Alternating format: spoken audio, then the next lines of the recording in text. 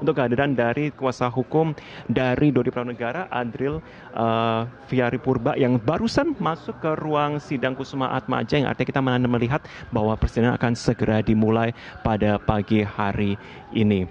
Dan kembali kami akan memberikan informasi juga bahwa saat ini selain dari Dodi Pramonegara, pemirsa, yang juga akan menjalani persidangan kali ini adalah Syamsul Ma'arif atau terdakwa Arif. Kemudian pada pukul 13.10 jika mengacu kembali kepada jadwal yang kami dapatkan sesuai dengan SIPP Jakarta Barat adalah Ninda Pujastuti dan juga Kasranto pada hari ini. Sementara secara terpisah pada hari Kamis tanggal 30 Maret yang akan menjalani persidangan adalah Teddy Minahasa, yakni sidang tuntutan sama sebagai 4 terdakwa pada hari ini. Kesiapan yang disampaikan oleh kuasa hukum Dodi Pramonegara maupun juga kepada kompol Kasranto maupun juga kepada Ninda Pujastuti dan juga Syamsul Ma'arif alias Arif pun dikatakan sudah siap secara mental oleh tim kuasa hukum. Secara terpisah kami tadi sudah melaksanakan wawancara bersama dengan Adril Purba. Dan ia pun juga mengatakan harapannya kepada para jaksa penuntut umum untuk memberikan tuntutan yang seadil-adilnya, melihat beberapa fakta-fakta yang disampaikan dalam persidangan sebelumnya. Diyakini bahwa terutama terdakwa Dodi Pramonegara sudah membuka seterang-terangnya persidangan yang sudah kita saksikan semenjak awal Februari yang lalu, pemirsa. Kalau kita melihat kembali perjalanannya, memang persidangan yang muncul, baik itu penghadiran Dodi sebagai saksi mahkota kepada Teddy Minahasa maupun juga sebaliknya, penghadiran saksi ahli, penghadiran pula saksi-saksi lain yang diharapkan meringankan kepada sejumlah terdakwa tersebut, memang diwarnai dengan argumentasi yang cukup panas. Kita melihat hal itu pula yang cukup berbeda jika kita komparasikan dengan perbandingan persidangan kasus pidana pula yang sempat terjadi beberapa waktu lalu, yakni kasus Sambo. Memang situasi yang berbeda ditampilkan dalam persidangan yang dimunculkan. Namun ini pula yang diharapkan bisa menjadi pertimbangan tertentu yang diharapkan muncul dalam tuntutan dari jaksa penuntut umum maupun juga dalam putusan hakim mendatang. Namun kami masih akan terus menantikan untuk jalannya persidangan yang akan segera dimulai pada pagi hari ini. Rencananya memang jam 9 pagi terhadap terdakwa Dodi Pramonegara.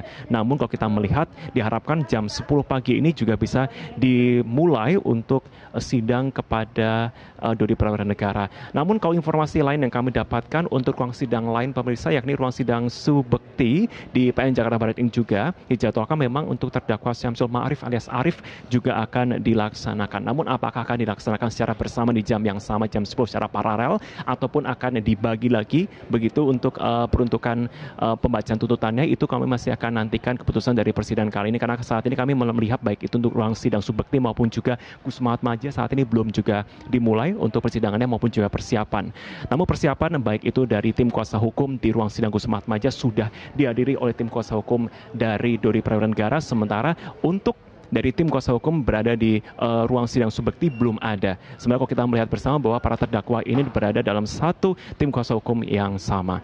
Dan pemirsa, kami akan hadirkan untuk informasi sedikit review kepada Anda mengenai informasi bahwa kronologi penangkapan Teddy dan juga anak buahnya ini kita melihat beberapa waktu yang lalu memang sempat menghebohkan Indonesia.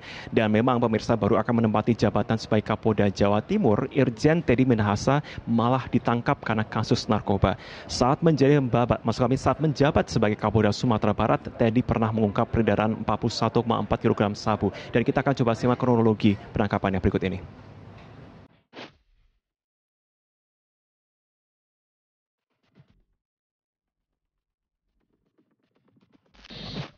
Kala itu Kapolda Sumatera Barat yang sedang proses mutasi menjadi Kapolda Jawa Timur, Irjen Teddy Minahasa ditangkap Propampori dalam dugaan kasus narkoba. Penangkapan dilakukan pada 13 Oktober 2022. Saat itu Polda Sumatera Barat mengungkap peredaran narkoba jenis sabu seberat 41,4 kg di Kota Bukit Tinggi. Dalam pengungkapan itu, polisi menyita seluruh barang bukti dan 8 orang ditetapkan sebagai tersangka. Para tersangka dijerat dengan pasal tentang narkotika dan ancaman maksimal hukuman mati. Saat itu Kapolda Sumatera Barat Irjen Teddy Minahasa memimpin langsung pengungkapkan kasus. Teddy pun meminta para tersangka segera diadili dan seluruh barang bukti segera dimusnahkan. Untuk menyegerakan proses peradilan terhadap para tersangka, termasuk pemusnahan barang bukti. Ya. Karena di dalam KUHP diatur barang bukti yang bisa disegerakan untuk dimusnahkan adalah yang berbahaya.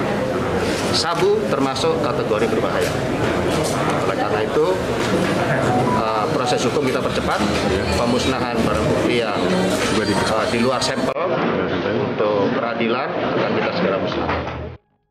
Sementara 3 terdakwa lain yakni AKBP Dodi Prawira Negara, Dinda Puji Astuti, dan Kompol Kasranto ditangkap di waktu dan tempat yang berbeda, yakni Kasranto ditangkap di tanggal 11 Oktober 2022, sementara Dodi dan Linda ditangkap pada 12 Oktober 2022. Ketiga terdakwa diketahui dijemput di 3 tempat yang berbeda.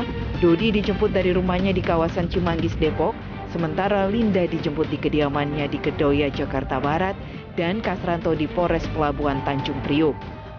Pengungkapan 41 kg sabu di Bukit Tinggi ini merupakan kasus sabu terbesar dalam sejarah Polda Sumbar.